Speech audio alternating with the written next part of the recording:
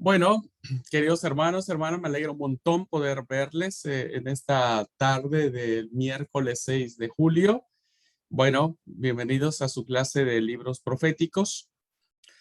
Y bueno, vamos a arrancar ahora, hermanos y hermanas, a ir haciendo una pequeña inmersión en cuanto a los libros proféticos y en cuanto a, pues, un poco los personajes que aparecen en estos libros y que han merecido llevar el nombre de cada uno de ellos.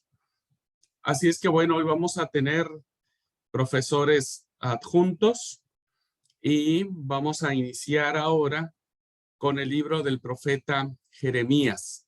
Así es que bueno, agradezco muchísimo la participación de Bere, que ella va a ser ahora la que va a exponer en clase el libro del profeta Jeremías. Así que bueno, después de eso, yo tomaré un poco la clase, quizá para completar con algunas ideas, y después tendremos un tiempo de preguntas a la expositora. Así que bueno, vamos a iniciar la clase. Muchas gracias, eh, Bere, por aceptar. Deseo que Dios te bendiga y bueno, el tiempo es tuyo. Tenés ya permitido compartir la pantalla si quieres presentar algo.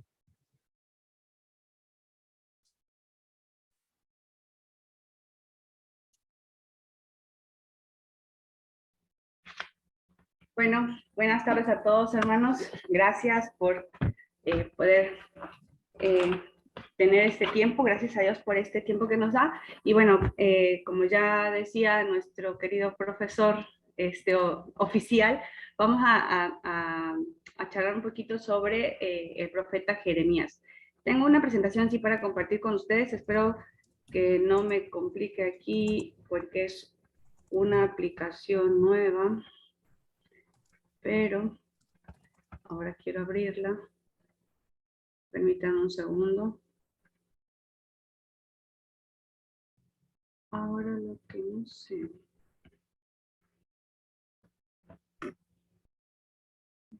Ay. Demasiada tecnología, hermanos.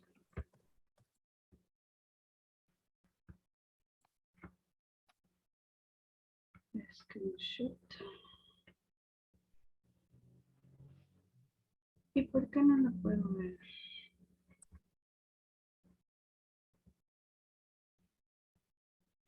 Tengo abierta la presentación, pero... Y tendrías que ponerle compartir, ¿no? ¿No tenés ahí alguna opción? No, porque si yo cierro... Ahí está, a ver, creo que ya la encontré.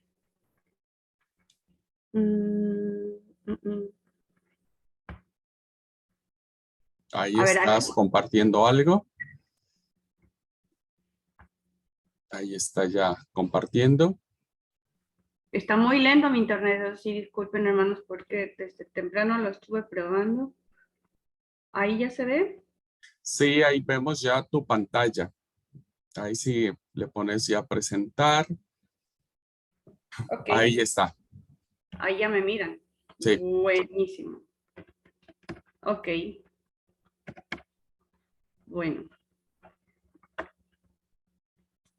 Ok, hermanos, ahora sí, vamos a arrancar. Hermanos, hermanas, creo que somos puras mujeres ahora. Bien.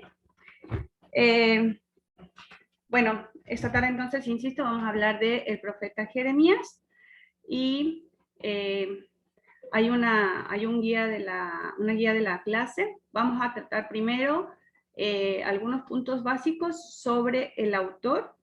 ¿Sí? Vamos a hablar un poquito sobre Jeremías, algunos datos importantes, algunas fechas, el trasfondo en el contexto que se dio todo el ministerio de Jeremías, y tenemos también algunos temas que aborda el libro, características literarias del mismo y un breve bosquejo de cómo está desarrollado el libro. Así que, bueno, vamos a empezar por el primer punto, que es hablar un poquito sobre el autor.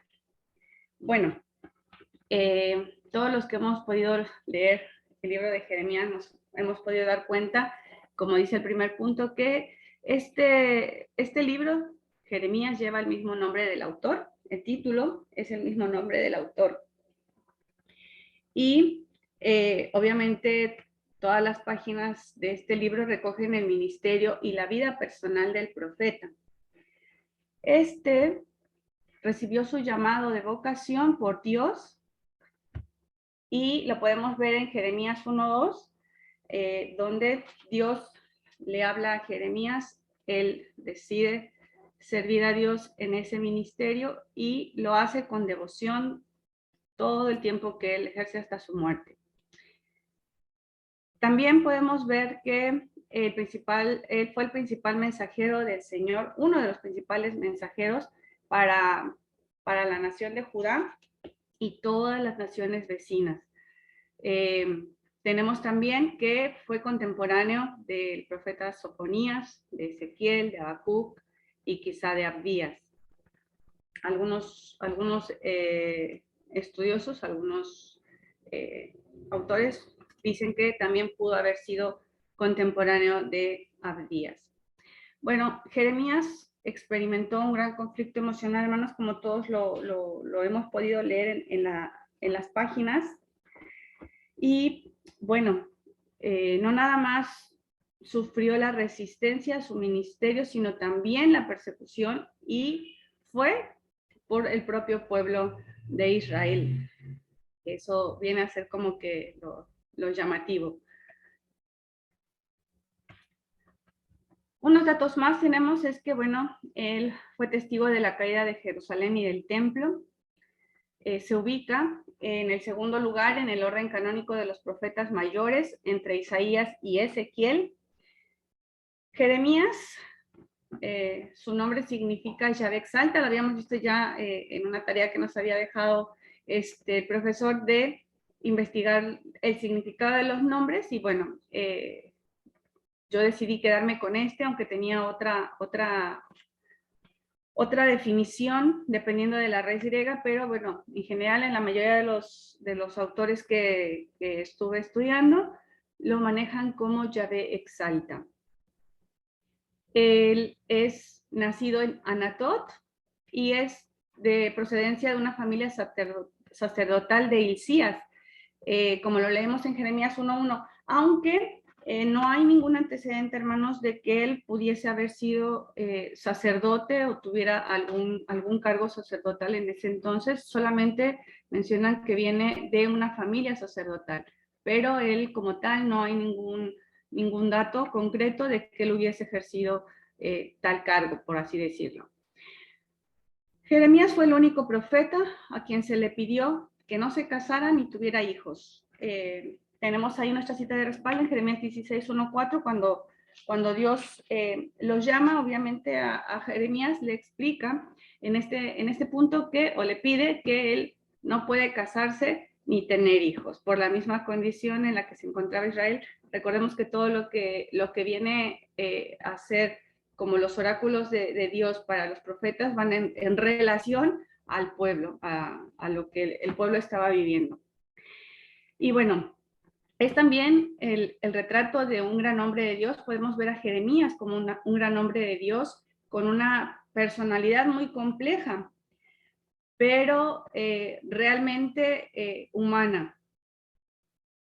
Recibe también el influjo de las tradiciones del reino del norte, y viene esto en tenor de la línea de la alianza de Dios, o de lo que es el nuevo pacto. Como datos generales más, tenemos que descubrió en su vida la más alta experiencia de Dios como fuente de amor. Para Jeremías, aún a pesar del tiempo que él vivió y la vida que él le tocó llevar, una vida de alguna forma solitaria porque no podía tener familia, y con todo lo que implicaba vivir en el tiempo que vivía Israel, él, lo que podemos leer a través de las páginas de su propia experiencia es que para él Dios era un Dios de amor. permaneció fiel a su llamado y fiel a Dios. Tenemos la cita de Jeremías 12:1-4. Si ustedes después con calma quieren ir cotejando las citas, o si ya lo leyeron, recordarán que en qué cita está. Experimentó temor, desesperación, gozo y alabanza. Fue apodado el profeta llorón, ¿sí? En los estudios que estaba yo haciendo, le apodaban así, el profeta llorón, porque realmente Jeremías sufría, agonizaba por el pecado que vivía Judá y el juicio que vendría sobre ellos. Entonces, realmente, Jeremías fue un hombre sufrido, que como dice la palabra, que agonizó en vida todo lo que vivía el pueblo, la apostasía en la que vivían y lo que les iba a suceder, lo que les iba a acontecer. Él, en sus oraciones, que algunos la etiquetan como las confesiones de Jeremías, se queja con Dios, sí, se queja con Dios, pero lo hace desde un espíritu humilde. Podemos ver una cita nada más, que es Jeremías 11:18 al 24, en la forma en la que él le habla a Dios. Se queja de la situación que estaba pasando, pero él ante todo reconoce que lo que vivían era por la misma condición del pueblo y y lo hace él nunca con sobradez ni de manera altanera. Él simplemente se queja con Dios, ¿no? Pero dice que ante todo él permanece siempre con un espíritu humilde. Tras la destrucción del templo en el 587 a.C., fue llevado a Egipto, donde murió. Bueno, todos sabemos que él muere exiliado en Egipto y, bueno, estos son algunos rasgos, algunos puntos generales, muy generales, de lo que fue la vida del profeta Jeremías.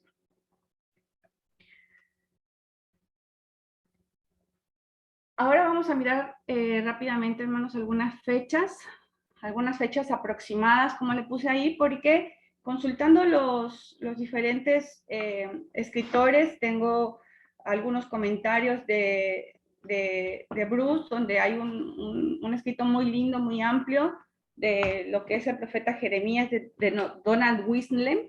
Tengo también algunos autores que consulté, como Javier Picasa, y bueno, las fechas varían un poco, hermanos, pero no es mucho la diferencia. Algunos son 5 o 7 años por ahí, algunos un poquito más, pero no hay mucha diferencia en cuanto a las fechas. Pero sí quisiera que, bueno, lo importante de esto, rescatar que en la palabra también podemos constatar, en base a las fechas que tenemos ahí, los acontecimientos. Creo que lo importante de esto sería, si bien la fecha es importante, no sé si oscila 1 o 2 años más, por ahí si alguien leyó en algún momento y tiene otros datos, la variante de las fechas me parece que no es tanta. Lo importante sería mirar los sucesos. Bueno, entonces tenemos que la duración de su ministerio, el ministerio de Jeremías, inicia aproximadamente en el 626 al 586, abarca del 526 al 586 a.C., y durante este tiempo obviamente apoya la reforma yavista en tiempos del rey Josías. Perdón. Otra fecha que también es importante es la fecha en la que él recibe su llamado de vocación por parte de Dios, que es el 626 aproximadamente antes de Cristo. En la palabra dice en la Biblia, en Jeremías 1, 2, dice: palabra de Jehová que le vino en los días de Josías, hijo de Amón, rey de Judá, en el año 13º de su reinado, que viene siendo más o menos en fecha 626 a.C. Las fechas en las que él vive las invasiones babilónicas oscilan entre el 609 al 597 durante el reinado de Joaquín, y también le toca vivir las fechas 597 y 587 durante el reinado de Sedecías. Estas son como que las fechas más relevantes que encontré para tomar en cuenta durante el ministerio de Jeremías. Y un dato muy importante, que es que su ministerio como tal por escrito, ¿sí?, está registrado a partir del 605 aproximadamente antes de Cristo. Algunas de las porciones del libro se escribieron antes, se piensa que se pudieron haber escrito antes, pero que como tal se completó en algún momento después de la caída de Jerusalén.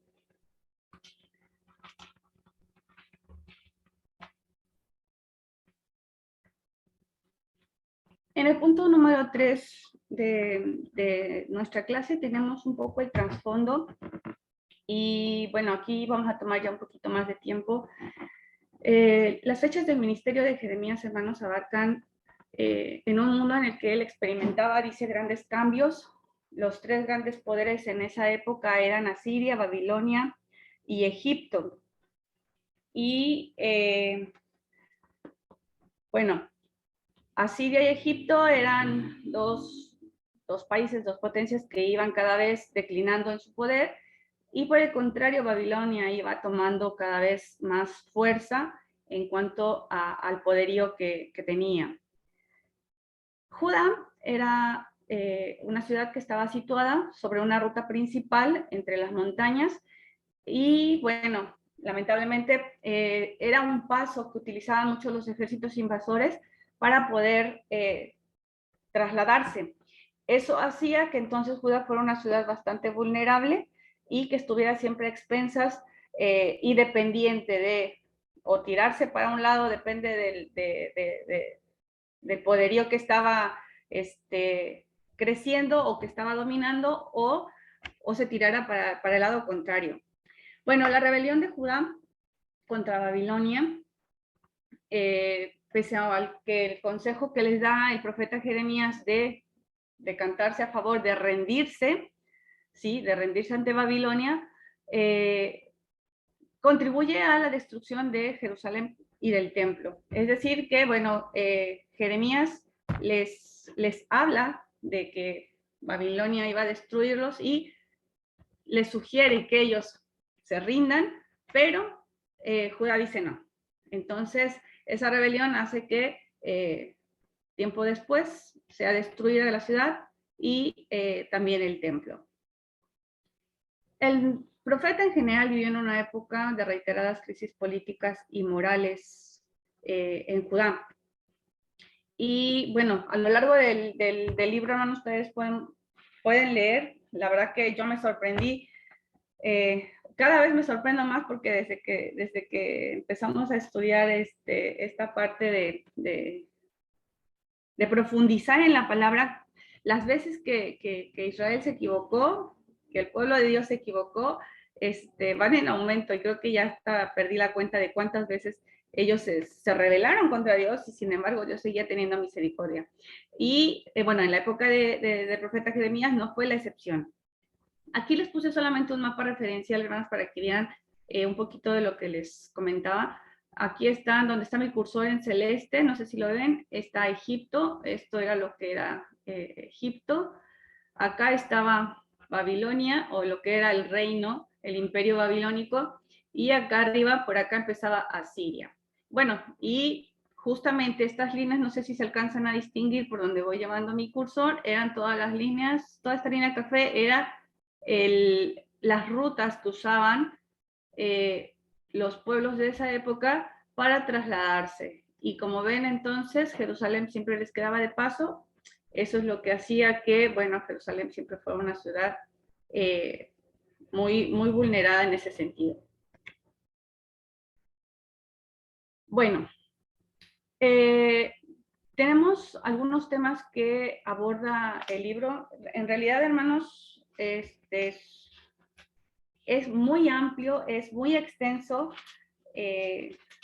Nos llevaría, yo creo que ni un año siquiera, yo creo que más nos llevaría a estudiar realmente capítulo por capítulo de Jeremías y todos los temas que aborda, pero muy general los puse así. En tiempos del rey Josías, anuncia la restauración del conjunto de Israel. Él creía en la unidad de Israel y en su transformación como el pueblo de Dios. Es decir, que uno de los temas principales que aborda Jeremías en su libro es ese anhelo que él tenía de creer que el pueblo de Israel, pueblo de Dios. Otro tema también relevante es que durante los últimos reinados de Judá denunció la injusticia y la contaminación del culto. Lo leemos a lo largo del libro, que él siempre hacía énfasis en que no se vivía a Dios o no se expresaba una relación con Dios a través solamente del culto, sino de una vida cotidiana, de una vida real. De eso habla mucho Jeremías, de que no nada más se era cristiano en el culto, sino que eso debería ser algo que demostrase todos los días el pueblo en su actuar, en su diario vivir. Jeremías también nos habla sobre esta anticipada llegada del poderío de Babilonia, lo que les venía comentando. Él le habla al pueblo, le pide a Judá que se rinda para que no sea destruida ni el templo tampoco. Pero en este acto, en este tema que él aborda con el pueblo, es considerado incluso como un traidor. No le hacen caso a Jeremías, incluso lo nombran traidor, porque dicen que está dándole como que el lugar a entregarse a los babilonios. Nos habla también sobre el apoyo a los judíos exiliados de Babilonia. Jeremías es un profeta que escribe algunas cartas incluso para los exiliados ya en la época del exilio. Él da siempre su apoyo a los judíos exiliados, y eso es algo que también podemos leer en los capítulos de su libro. La primera parte de su libro, de Jeremías 1 al 25, consta de oráculos en contra de Judá y de Jerusalén. En ellos incluye la palabra de juicio de Dios, profecías de esperanza para Israel y las naciones.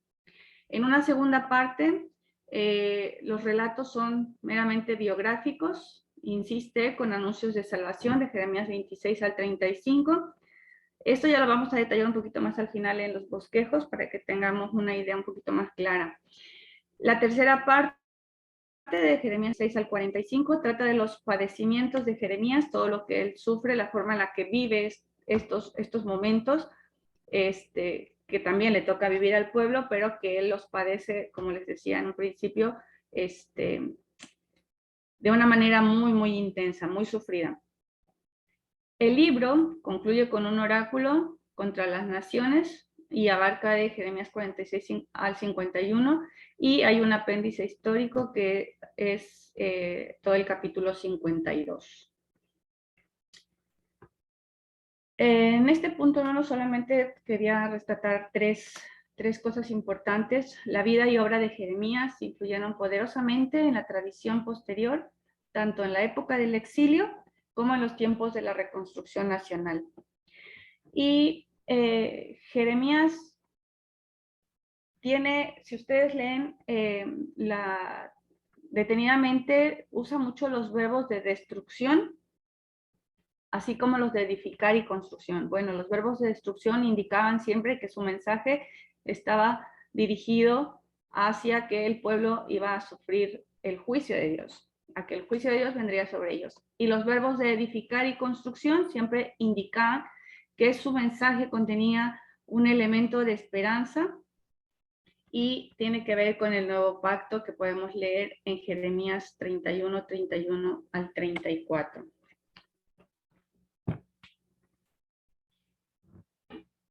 Como características literarias, en el punto número 5 podemos mirar que el libro de Jeremías contiene extensas secciones en prosa, tanto en narrativa como en discurso.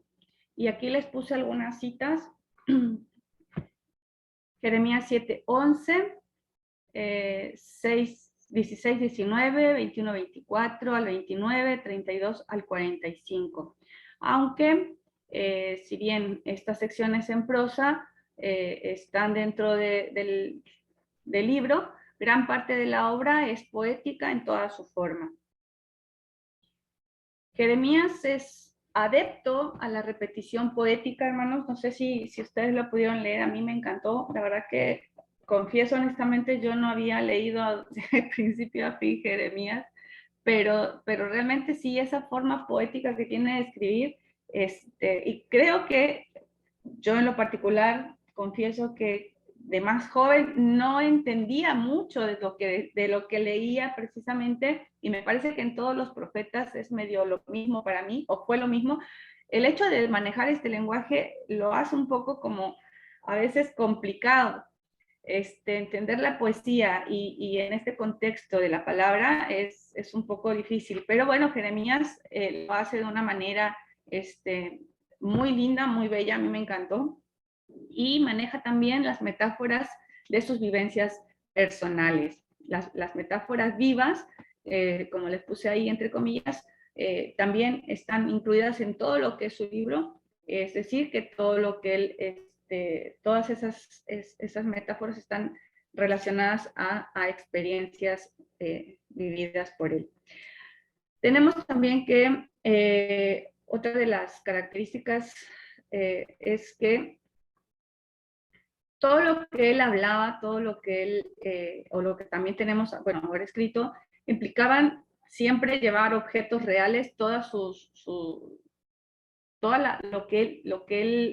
los oráculos que él pronuncia están basados en objetos reales y en acciones de la vida del profeta, de él mismo. Y bueno, yo me permití enumerarlos de una forma muy resumida, así que bueno, les voy a compartir estas. Ya habíamos visto también en alguna clase pasada, en un resumen muy breve de lo que era el inicio de esta materia. Tenemos el cinto podrido de Jeremías, ¿sí? Que está en Jeremías 13:1 al 3 al 11. Esta parte a mí me puede encantar, es lo que yo les decía que no entendía, yo creo que cuando era más chica. Si alguien quiere ayudarme a leer esta cita, quisiera que la pudiéramos leer, Jeremías 13 del 1 al 11, donde él habla sobre el oráculo que Dios le da de el cinto de lino algunos, o el cinto podrido depende de cómo está la versión. Si alguien la tiene, hermanos. ¿Ayudo? ¿Puede ser? Sí, sí, gracias. Así me dijo el Señor, ve y cómprate un cinturón de lino y ponte en la cintura, pero no lo metas en agua, conforme a la instrucción del Señor. Compré el cinturón y me lo puse en la cintura. Entonces el Señor me dijo por segunda vez, toma el cinturón que has comprado y tienes puesto en la cintura y ve a Perat y escóndelo allí en la grieta de una roca. Fui entonces y lo escondí en Perat, tal como el Señor me lo había ordenado. Al cabo de muchos días, el Señor dijo, ve a Perat y busca el cinturón que te mandé a esconder allí. Fui a Perat, cavé y saqué el cinturón del lugar donde lo había escondido, pero ya estaba podrido y no servía para nada. Entonces el Señor volvió a decirme, así dice el Señor, de esta misma manera destruiré el orgullo de Judá y el gran orgullo de Jerusalén. Este pueblo malvado, que se niega a obedecerme, que sigue la terquedad de su corazón y va tras otros dioses para servirlo y adorarlos.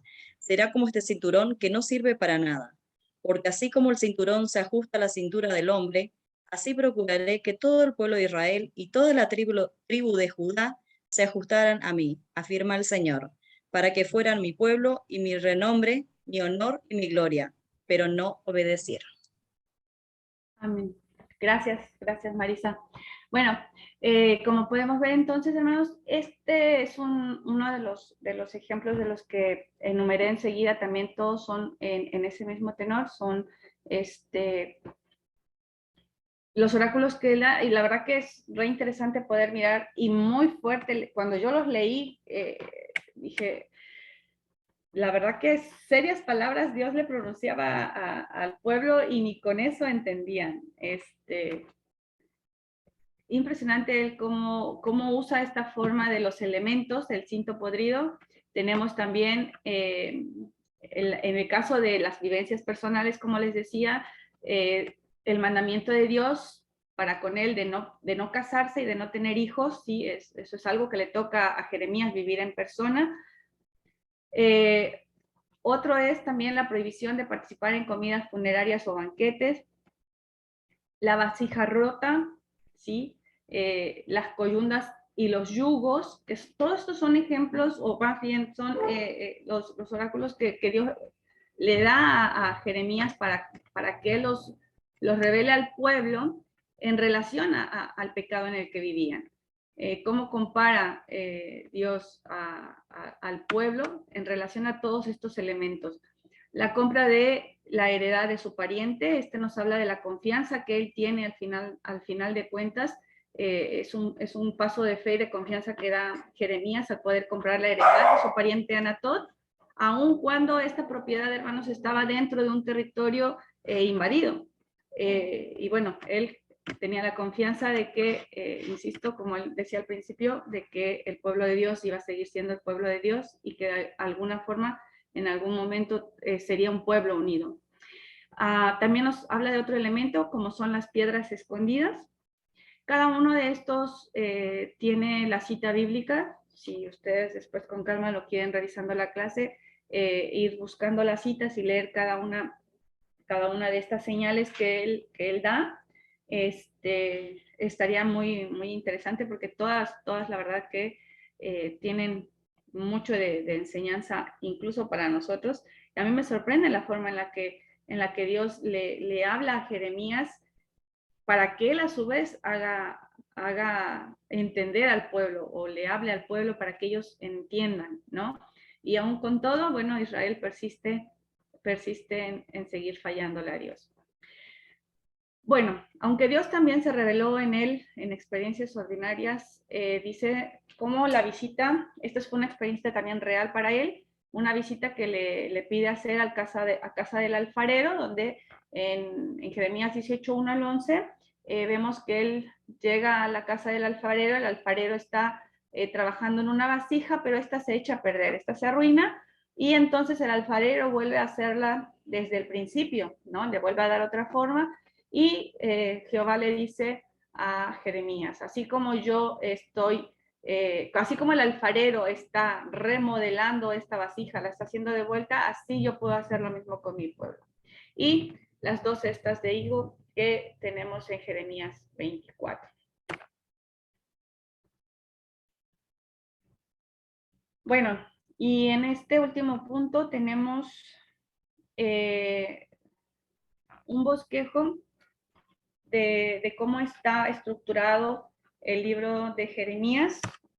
Es como, por ahí si tenemos quizá poco tiempo o queremos hacer el estudio un poco más a detalle, me parece que estos bosquejos que ya en algunas otras oportunidades nuestro profesor nos ha mostrado de otros libros son muy buenas, son muy, muy, muy interesantes, porque nos dan como lineamientos para ir llevando la secuencia del mensaje de cada libro. Y en el caso de Jeremías, tenemos también tres puntos que quiero que veamos: la estructura y la última parte que abarca el capítulo 52. Bueno, y el primero entonces son las profecías. De todos estos que vamos a enumerar, que yo les voy a ir mencionando, nos hablan sobre las profecías, sobre la acción de Dios en la nación de Israel y el extranjero, y abarcan del capítulo 1, versículo 1, al capítulo 45, versículo 5.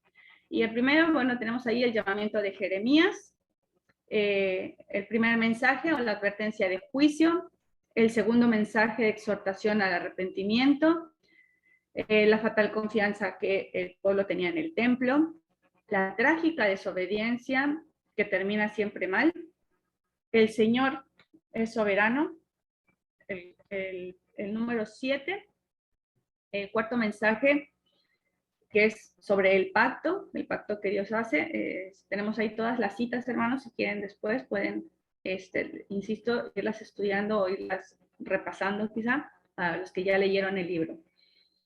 En el número 8 tenemos advertencias actuadas, todo lo que tiene que ver con todo lo que él, todas las vivencias o muchas de las vivencias que Jeremías tiene, las advertencias que hace a través de ellas. El quinto mensaje, que es la gran sequía. El sexto, que es el resultado del pecado. El séptimo, el mensaje del alfarero y los conspiradores. El octavo, que es la olla rota. Tenemos la persecución que se convierte en testigo. El noveno mensaje es elegir la vida o la muerte. Otro tema más es las profecías sobre los reyes y falsos profetas. El resultado para el templo y la ciudad. Las cartas a los exiliados. Mensaje de esperanza y bendición. Profecías en tiempo de Sedequías. Profecías en el reinado de Joacim. Sitio y caída de Jerusalén. Y la biografía y el mensaje final. En un segundo apartado tenemos todo lo que son las profecías sobre las naciones extranjeras. Y estas son a Egipto, Filistea, Moab, a Amón, a Edom, a Siria, a los árabes, a Elam y a Babilonia. Y están desde el capítulo 46, versículo 1, hasta el capítulo 51, versículo 64. Ahí vamos a poder leer todas estas profecías que se hacen sobre estas naciones extranjeras. Y por último tenemos este apéndice histórico que nos va a narrar la caída de Jerusalén y la captura del rey Sedequías, el saqueo del templo y la liberación del rey Joaquín de la prisión en la que se encontraba. Esto lo podemos encontrar, todo lo que es el capítulo 52 hasta el del capítulo 1, del versículo 1 al versículo 34. Y bueno, hermanos, muy, muy general para mi gusto, la pequeña reseña de lo que es el profeta Jeremías, pero bueno, me dieron una hora para exponer y todavía tengo que ver si alguno tiene alguna pregunta o algún comentario hasta aquí, hermanos. No sé si hay algo que por ahí quisieran comentar, que quisieran preguntar. Bueno, estoy a sus órdenes.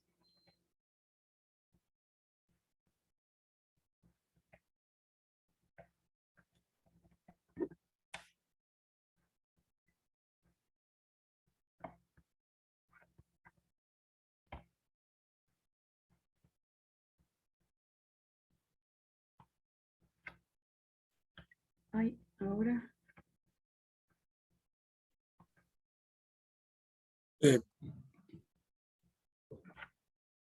Bueno, solo si quieres salir la presentación. Sí, eso estoy intentando, ahora no encuentro cómo salir de la Y presentación. arriba donde dice stop, en la pestañita en rojo. Ya. Ahí Es está. que se me mezcló todo en mi pantalla. Ya. Bueno, antes de darle la palabra a los compañeros, bueno, felicitarte por tu esfuerzo, por tu dedicación, por la presentación. Muchas gracias. Dios te bendiga. Has hecho un excelente paneo de lo que significa el contexto histórico y sobre todo lo que tiene que ver con el mensaje de Jeremías en función de los pueblos. Me gustó mucho cómo lo planteaste. Jeremías es un profeta que tiene muchos mensajes o muchos oráculos contra naciones extranjeras, pero Jeremías tiene un anhelo, él sueña con algo, pero eso lo platicamos ahora. Quiero darle la palabra, hermanos, si alguna tiene alguna pregunta, algún comentario sobre el profeta Jeremías.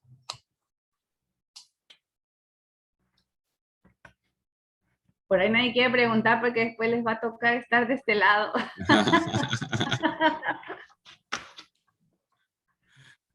Es muy probable. Por favor, nadie pregunte Permiso. nada. Permiso. No, a Adelante, mí Marisa. en particular estoy leyendo el libro de Jeremías porque tengo que hacer las reflexiones de esa, ¿no? Y la verdad que sí, cuando llegué al capítulo 13 que habló del cinturón del lino, a mí también me llamó mucho la atención esa parte que dice que de nada le sirve. Así como se pudrió, así va a ser el, ¿cómo es? ¿Cómo es el que dice? El ego que tenía esa gente o las cosas así. Realmente me llamó mucho la atención ese capítulo, el 13, del 1 al 12. Así que, Bere, te felicito, la verdad que estuvo muy bueno. Y justo hoy lo leí, esa parte de mañana, y bueno, justo pediste para que pudiera compartir, leer el día de hoy. Gracias, Marisa. Sí, sí, la verdad que yo insisto, cuando estuve leyendo todos estos oráculos que él da de parte de Dios al pueblo, realmente son palabras re fuertes que usa Jeremías, que Dios le da a Jeremías para el pueblo. Y la verdad que es de pensar, ¿no? La forma en la que yo creo que de alguna manera el que el pueblo fuera tan retobado, decimos acá, que toda la vida estuviera una vez cayendo, otra vez cayendo, otra vez cayendo, que las palabras que se usan, que usa Jeremías son bastante fuertes, pero él siempre mantenía también esa palabra de esperanza, ¿no? De decir, bueno, vuélvanse a Dios, vuélvanse a Dios. Y él creo que era parte de su anhelo, ¿no? Decir, bueno, algún día el pueblo realmente se va a volver a Dios.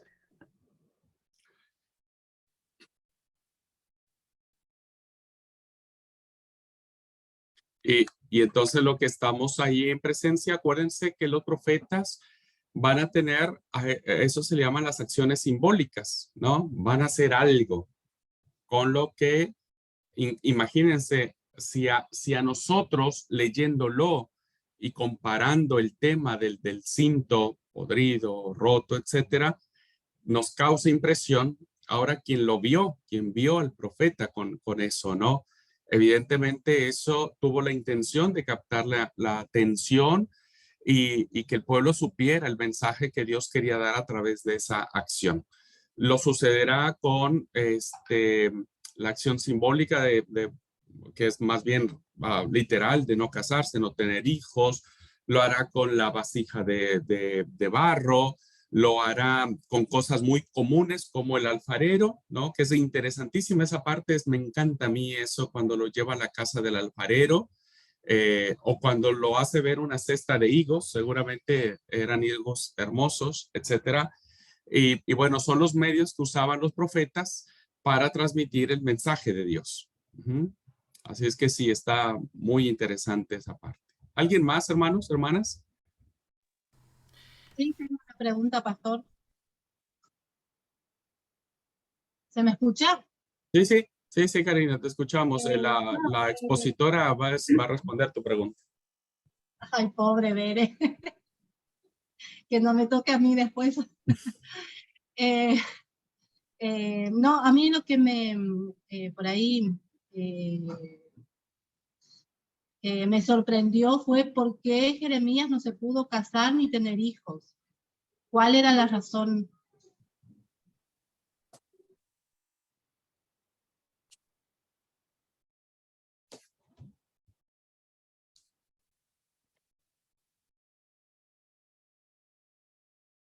Tu micro, Bere. Está cerrado tu micro. Tengo abiertas las dos aplicaciones y entre Google y Zoom. Buena pregunta, Karina. Es tan sencilla que hasta mi esposo la puede contestar, ¿verdad, Marisa?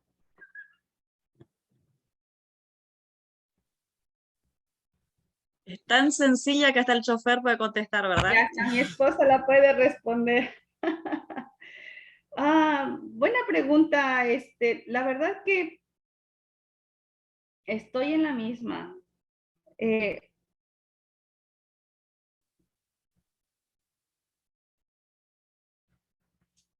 Hoy sí nos va a tener que ayudar el profesor. Ok. Entiendo que tiene que ver con toda esa situación que vivía el pueblo, pero no quiero meter yo la pata y decir algo que no sea. Así que No, mejor. no. A ver, recuerden que toda acción simbólica tiene que ver con, tiene una razón de ser, trae consigo un mensaje detrás, ¿no? Lo vamos a ver con el profeta Oseas, ¿no? Donde se le pide que se case con una prostituta, por ejemplo, ¿no? Entonces, bueno, dice, ¿por qué tiene que casarse con una prostituta? Y era una mujer de muy mala fama, ¿no? Y después tiene que volver lo engaña y tiene que volver a tomarla otra vez. En este caso, ¿no? Es como cuando Ezequiel, vamos a ver quien exponga el profeta Ezequiel, que una acción que aparece es que Dios le mató a la esposa, ¿no? O sea, él le dijo, voy a quitar delante de ti a la niña de tus ojos y no tendrás que llorar por ella. A nuestros oídos sonaría muy fuerte como suena que Dios le dijera al profeta Jeremías, no tomarás para ti mujer, ni tendrás hijos ni hijas en este lugar. ¿Qué es lo qué es lo que está planteando acá? La respuesta está en los versículos posteriores. ¿Por qué esta indicación de Dios?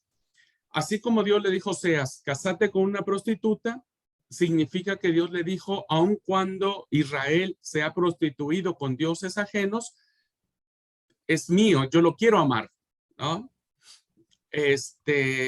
Y lo mismo sucede con el profeta Jeremías, porque el versículo 3 del capítulo 16 dice, porque así ha dicho Jehová acerca de los hijos y de las hijas que nazcan en este lugar.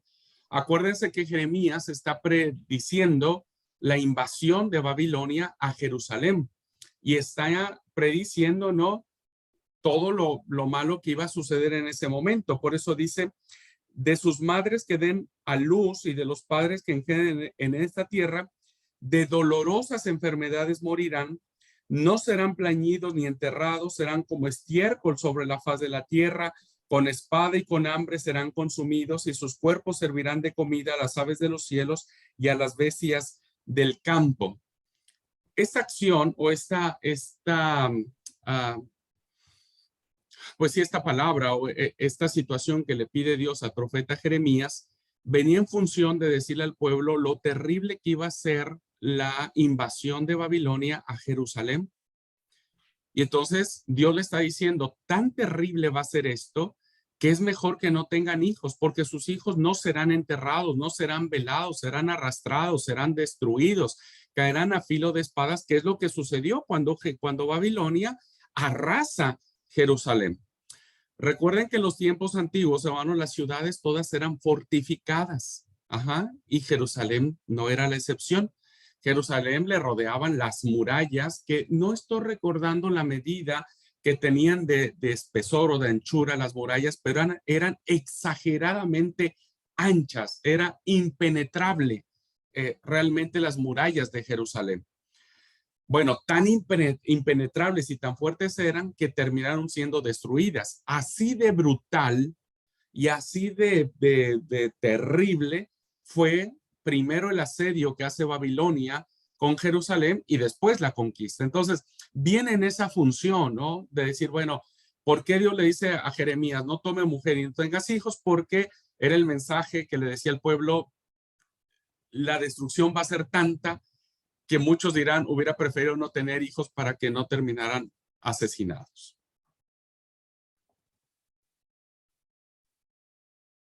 Gracias, gracias. Sí, justamente eso yo cuando leía, eso yo había entendido, me pareció a mí que era por las circunstancias que estaba viviendo, en realidad el contexto en el que se encontraba Jeremías en ese entonces, por todo lo que estaba sucediendo en Israel. A su alrededor y la experiencia que ellos tenían de vida, pero no dije por ahí, no sé si haya yo entendido bien, pero sí, entonces no estaba tan porque precisamente lo que acabas de decir, lo dijiste re clarito, era tan crítica la situación que vive Jeremías que era mejor no tener hijos que hacerlos pasar por todo lo que les tocaba pasar. Entonces, gracias. Sí, sí, sí. Y si ustedes se dan cuenta, en el capítulo 16 tenemos varias acciones simbólicas. Dios le dice a Jeremías, si hay algún difunto, no vayas y los consueles. Y uno diría, bueno, lo normal es que cuando alguien muere, pues alguien vaya y consuela a la persona. Pero ¿por qué Dios le dice que no los consuele? Porque la explicación es porque yo he quitado mi misericordia y mi piedad con este pueblo. De ellos, claro. Entonces, era importante que no entrara. Entonces, tienen esas explicaciones las acciones simbólicas. Bien, ¿alguien más, hermanos, hermanas? También todo el capítulo 2, bueno, parte del capítulo 2 nos habla también de todo ese tipo de representaciones. Por ejemplo, a partir del 20 también nos menciona que rompieron el yugo y las ataduras, nos habla de la vida escogida, de que aunque se laven con lejía y jabón y todas esas cosas, todos esos son igual como como dijimos, las formas de expresarse, ¿no? De decir, ni por qué hagas esto, todo era simbólico, pero también tenía que ver con cuestiones reales, ¿no? De decir, O sea, sí, sí, era simbólico en el sentido del significado. El ejemplo, pero claro. Pero era real lo que ellos hacían. Real, en la vivencia del pueblo, claro. Bueno, déjenme solo cerrar la idea y si alguien tiene alguna pregunta, pero me gustaría agregar un poco más a lo que Bere ya expuso ampliamente. Bien, el profeta Jeremías, hermanos, es un profeta que nace, como dijo Bere, alrededor del año 650 en un pueblito que se llama Anatot. Anatot. Este pueblito es un pueblo que está a 6 kilómetros de la ciudad de Jerusalén. Y este pueblo pertenece a la tribu de Benjamín. ¿Por qué este dato es importante, hermanos? Porque Jeremías será un profeta. Acuérdense que cuando el reino se divide, las dos tribus que quedan en el sur, las tribus del sur, son las tribus de Benjamín y de Judá. Ajá. Benjamín y Judá, el reino del sur. El reino del norte son las 10 tribus restantes. Ahora, el profeta Jeremías será el profeta que anhelará que las dos tribus, la tribu del norte y la tribu del sur, finalmente lleguen a reconciliarse, finalmente lleguen a ser un solo pueblo. Pero si se dan cuenta, hermanos, cuando el profeta Jeremías hace su trabajo profético, lo hace en tiempos del rey Josías. Y resulta que ya siglo y medio antes, el reino del norte no existía más. Entonces vamos a encontrar muchas referencias del profeta Jeremías hablando de Israel, el reino del norte, acuérdense, Israel, el reino del norte, porque será un profeta que anhelará la restauración de ambos reinos, de ambos reinos. Y este pensamiento de Jeremías será un pensamiento que alcanzará el Nuevo Testamento cuando los 12 apóstoles o los 12 discípulos representarán a las 12 tribus de Israel. Aun cuando en el tiempo de Jesús la tribu del norte ya no existía, ya tenía un montón de siglos que ya no existía más. Ajá. Y el Apocalipsis empleará muchos símbolos del 12, ¿no? Las 12 puertas, las 12 piedras. Los 144,000 señalados vendrán en función, fíjense, en función de las 12 tribus de Israel, cuando ya no existían más. Históricamente las 12 tribus no existían más. Y por eso era importante conocer el pensamiento del profeta Jeremías que alcanza hasta el Nuevo Testamento. Y solamente quiero resaltar, hermanos, la vocación de Jeremías. Si me quieren acompañar, voy a leer con ustedes la vocación, cómo el profeta es llamado por parte de Dios. Y vamos a verlo porque esto es muy interesante, ¿no? La vocación del profeta, cómo Dios lo llama y los elementos que tiene el llamado de él. Y entonces, en el capítulo 1 del libro del profeta Jeremías, vamos a encontrar la siguiente expresión. Capítulo 1, versículo 4 al 10, que es donde se encierra el pasaje de la vocación del profeta. Dice, vino pues palabra de Jehová a mí diciendo, antes que te formase en el vientre te conocí, y antes que nacieses te santifiqué, te di por profeta a las naciones. Y yo dije, Señor Jehová, he aquí, no sé hablar porque soy niño. Y me dijo Jehová, no digas, yo soy un niño, porque a todo lo que te envíe irás tú y dirás todo lo que te mande. No temas de delante de ellos, porque contigo estoy para librarte, dice Jehová. Y extendió Jehová su mano y tocó mi boca, y me dijo Jehová, he aquí, he puesto mis palabras en tu boca. Mira que te he puesto en este día sobre naciones y sobre reinos, para arrancar y para destruir, para arruinar y para derribar, para edificar y para plantar. Bien, en estos pasajes, hermanos, encontramos la experiencia de las vocaciones proféticas, en este caso del profeta Jeremías. Punto número 1 de esta vocación. Punto número 1. Tiene que ver el encuentro con Dios. Y este encuentro con Dios lo vemos en el versículo 4, cuando la palabra dice, vino pues palabra de Jehová a mí. Si se dan cuenta, lo vamos a ver ahora en la siguiente clase con el pastor Daniel, que nos compartiera el profeta Isaías. El llamado de Dios no viene tras visiones, ¿no? El profeta Jeremías no ve a seres celestiales, la corte del cielo, los serafines, no ve el altar del cielo, no ve ángeles, no ve nada. En el llamado de Ezequiel, también que tiene una revelación teofánica, en el caso del profeta Jeremías, hermanos, es muy distinto porque Jeremías solamente se limita a decir que él recibió la palabra de Jehová. Esta expresión, hermanos, que dice vino palabra de Jehová, será el sustento de su llamado profético. Jeremías, hermanos, no estará tan enfocado en las cuestiones extáticas o de trance, como algunos otros profetas lo harán, sino más bien él confiará en la palabra.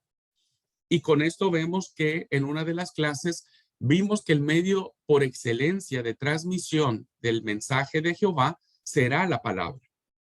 Entonces, en primer lugar, el encuentro que tiene Dios con Jeremías no está basado con visiones, no está basado con teofanías, Jeremías no ve como Isaías el trono de Jehová rodeado de serafines. Lo único que él escucha es la palabra de Jehová. Qué interesante esto, hermanos.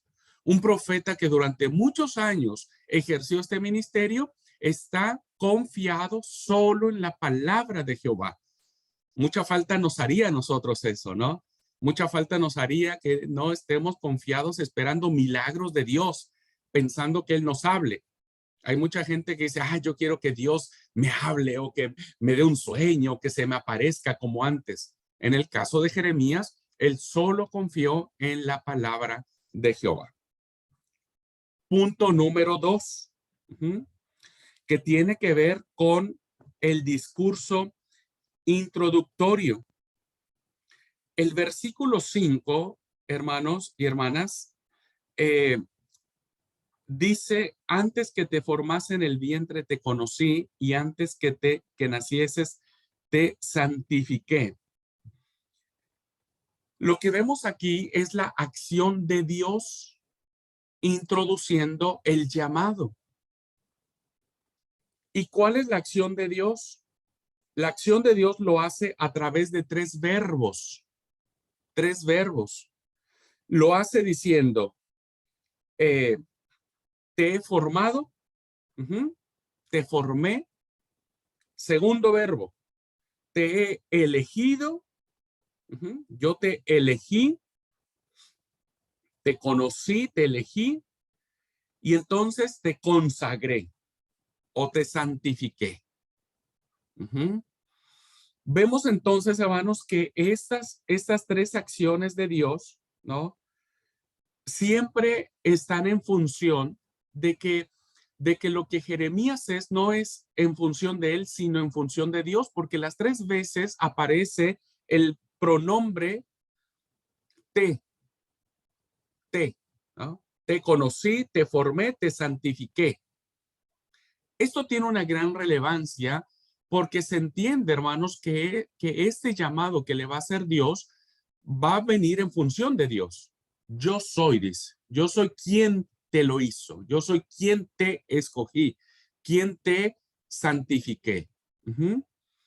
Y entonces, esto indica que al ser elegido por Dios, el propósito que tiene él es a todas las naciones, llevarlo como profeta a todas las naciones de la tierra.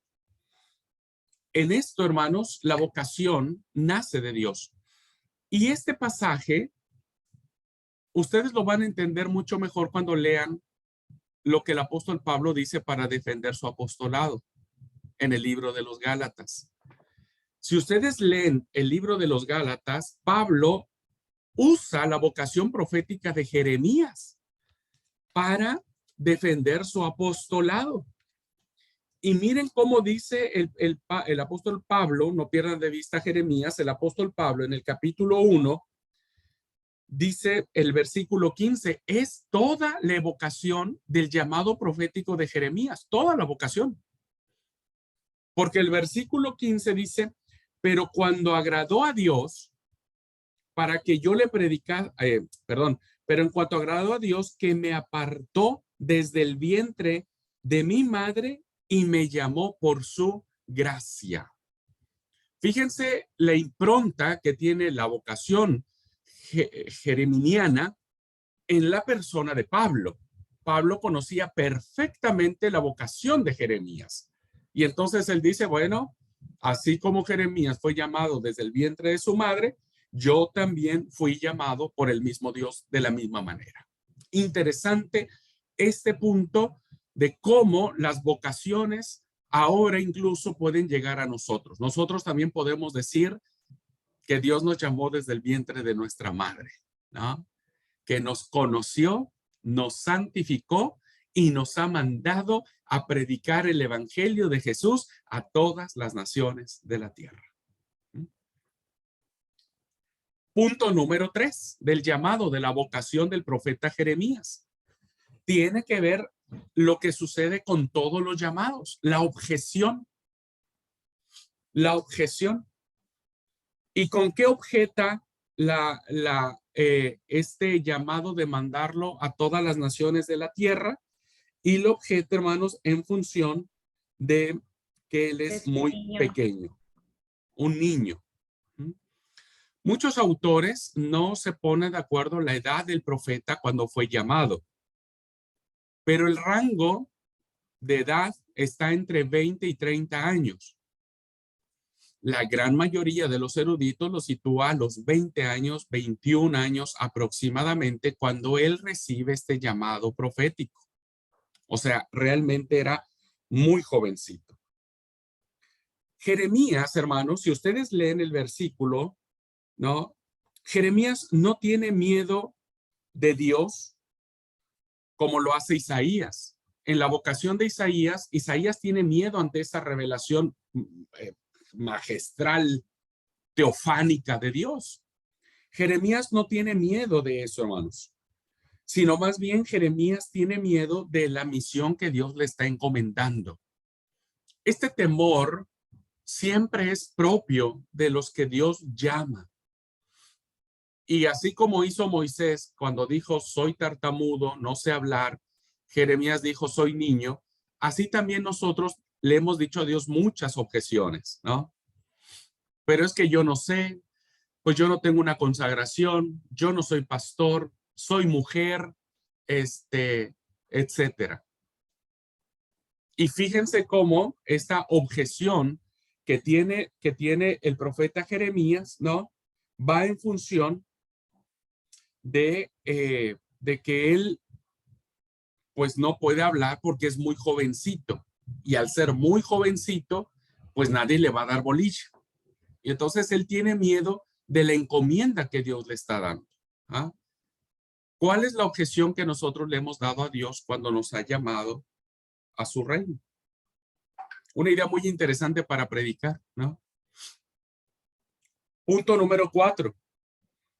No importando, hermanos, la objeción que tiene el profeta Jeremías de parte de Dios, él le ordena. Hay una orden. Hay un mandato de parte de Dios. Dios no acepta la objeción del profeta Jeremías porque a él no le preocupa que sea un gurí. No le preocupa que sea un pibe. Lo que menos le interesa a Dios es saber si sos mujer o si sos hombre. Lo que menos le interesa a Dios es saber si sos universitario o ni terminaste el primario. A Dios no le interesa eso. No le interesa si sos lindo o si sos feo. Gracias a Dios, pues si no, muchos no entraríamos en la vocación profética. Pero a Dios no le interesa eso, ¿no? Y entonces, él, hermanos, utiliza 4 verbos para confirmar la orden en el versículo número 7. No digas soy niño, porque a todo lo que te envíe, primer verbo, va a ser enviado, sí o sí. Todo aquel que hace una labor de Dios en el mundo es enviado. Así es que te voy a enviar. Segundo verbo, irás. Vas a ir, vas a accionar, vas a moverte. Tenés que hacerlo. Tercer verbo que encontramos en esto, ¿no? Tiene que ir, tiene que confiar en Dios. Tiene que confiar en Dios porque quien lo envía es Dios mismo. Así es que él tiene que confiar. Y tercero, queridos hermanos, el tercer verbo dice que dirás todo lo que te he dicho. Tenés que hablar. Sos enviado, tenés que ir, tenés que confiar, tenés que hablar. No hay escapatoria. Estos 4 verbos, hermanos, aplicados a los líderes de la iglesia, son impactantes. Porque este mensaje que Dios pone en los hombros de un chico, ¿no? Pues evidentemente nos colocan en que no hay excusa y que Dios siempre nos va a enviar más allá de lo que nosotros pensamos. Ahora, el punto número 5 de la vocación tiene que ver con que Dios le da aliento a Jeremías. Pero fíjense ustedes, hermanos, dónde radica el aliento. Versículo 8. Díganme, ¿dónde radica el aliento de Dios para Jeremías? Según el versículo 8. ¿Dónde radica? ¿De qué lo tiene que alentar el Señor?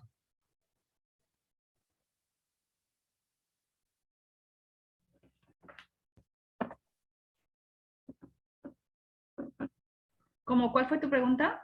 Sí, según el versículo 8, ¿de qué lo tiene que alentar? Porque ahí encontramos un aliento de parte de Jehová a Jeremías. Pero le ¿Pero dice, de porque qué? estoy contigo para librarte. Muy bien. Pero no. Le dicen, o sea, ¿cuál es Sí, tu pregunta? sí, vas bien, pero ahí va. No. Le dice, no temas porque yo estoy aquí para librarte, yo estoy contigo para librarte. Sí. Le dice Jehová. Ajá. ¿Están de acuerdo, hermanos, hermanas? No, pero, o sea, por eso digo, No. entiendo tu pregunta. Está bien. Solo pregunto, ¿están de acuerdo con eso?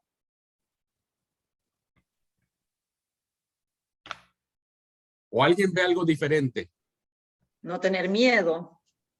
Ajá. Recuerden, no lea la Biblia como si fueran recetas de cocina. Sí, por ahí dice no tema delante de ellos. O sea, por ahí está hablando de ¿Quién? cuando se va a enfrentar a ellos. ¿De Pues quién del pueblo, ellos? ¿cómo? Claro. Del pueblo, porque tenía que Claro, enfrentarse a su propio pueblo, por eso a le ver, condenan tanto. claro, pero ¿cuál es el tema acá? Jeremías tiene miedo a realmente am, a su edad o tiene miedo a lo que la gente diga de él. Yo creo que tenía miedo de la gente, por eso le dice Dios, no Claro, temas de ellos, claro, claro. Por eso ni Dios le siquiera dice, su propio pueblo. no temas delante de ellos. Si nosotros le quitamos esa frase de ellos, entonces se entendería diciendo, bueno, no temas tú, Jeremías, ánimo, échale ganas, tú puedes, ¿no? Pero realmente Jeremías no tenía problema consigo mismo, tenía miedo de cómo la gente se iba a reaccionar. Y si nosotros leemos todo el libro del profeta Jeremías, nos damos cuenta que siempre Jeremías, el pueblo estuvo en contra de él. Entonces, en las llamadas de las vocaciones, ¿a qué le tenemos miedo a nosotros, hermanos? ¿A qué digan los demás? ¿No? Tenemos miedo a que nos critiquen, tenemos miedo a que nos vean feo, tenemos miedo a que nos señalen, tenemos miedo a que nos digan, pero ¿y por qué vos hablas si vos sos mujer? ¿No? Vos no tenés que hablar, tienes que callarte, ¿no? Tenemos miedo a decir, no, pero es que, ay, ¿cómo voy a predicar si hay otra gente con mayor experiencia? Todos tenemos miedo y cuando tenemos miedo, Dios conoce nuestros miedos y en el profeta dice, no tengas miedo de ellos porque yo voy a estar contigo para librarte de ellos. Eso es algo muy lindo que aparece en la vocación del profeta Jeremías. Y finalmente, hermanos, el signo del llamado, y con esto nos vamos al receso para venir después con la clase de Isaías, tiene que ver con el signo de Dios, ¿no? Tiene que ver ya básicamente con lo que hace Dios para sellar el pacto, el compromiso con Jeremías. Porque el versículo 9 dice, y extendió Jehová su mano y tocó mi boca y me dijo Jehová, he aquí he puesto palabras en tu boca. Entonces, la labor de Jeremías va a ir en función de la palabra y de pronunciar la palabra. Palabra, pronunciar palabra. Nosotros recibimos palabra, tenemos que proclamar palabra. Por eso Dios toca la boca del profeta y pone sus palabras en ella. No es las palabras del profeta, no son nuestras palabras, Dios las pone en nuestra boca. Y al ponerlas, nosotros solamente somos transmisores de su mensaje. Hermosas lecciones de la vocación, del llamado, de la vocación profética de Jeremías. Se los dejo allí también como algo añadido a lo que Ver expuso en clase. Y les invitamos, Ver se enamoró de Jeremías. Es hermoso el libro del profeta Jeremías. Es un tipazo Jeremías, que me disculpe la expresión muy coloquial. Oseas también es muy bueno. Sí, vamos uno por uno. No, el mejor es Habacuc. Ahora vamos a echar competencia, hermanos. Bueno, ahí sonamos. Muy bien, pues gracias, Bere, gracias. Dios te bendiga. Para la otra que sea más tiempo porque nos come la hora.